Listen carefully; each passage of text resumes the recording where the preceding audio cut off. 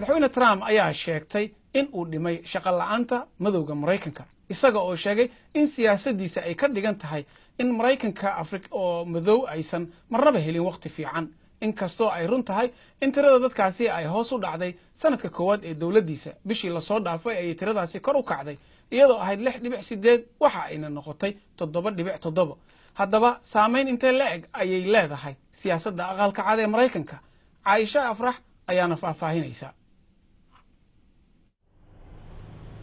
baskan rakaabka ah waa xarun shaqadoon waxa uu ku wareegaa xaafadaha ay ku badan yihiin dadka shaqada la ee Delaware shaqaalaha baska ayaa ka caawiya dadka shaqaraadiska ah sidii ay ugu diyaar garoobi lahaayeen wareysiyada shaqo dhaqaalaha walaayadan Delaware ayaan kobcin waayahan iyadoo 10% qowmiyadda madow ee Mareykanka aysan shaqooyin haysanin Carol waa mas'uul ka tirsan waaxda shaqo abuurka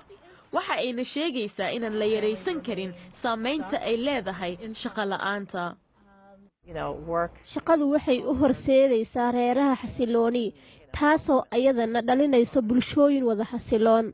Alan Peakham ayaa ku buuxinaya codsiyo shaqo xaruntan bulshada waxa uu bilaabi doonaa shaqo cusub oo ah wacyigelinta dhalinyarada balse shaqo la'aantii haysay waqti dheer ayaa saameyn weyn ku yeelatay isaga iyo reerkiisuba aad ayaan u faraxsanahay waxaan dareemayaa xasilooni xagga dhaqaalaha ah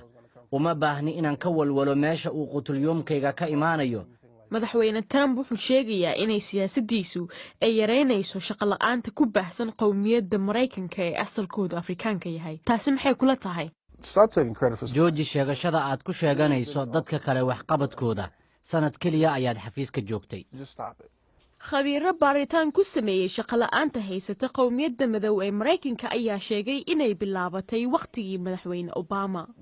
tani waxay ahayd hoos u dhac socday 2013 iyo 14 waa arrin soo jireen ah balse waxaa muhiim ah inaan diiradda saarno sababta ay u jirto farqi weyn oo u dhaxeeya tirada dadka Afrikaanka asalkoodu yahay ee ku nool Mareykanka haatana shaqo la'aanta ah iyo dadka cadaanka ee Mareykanka iyo sidii aan u xalin lahayn arrintaas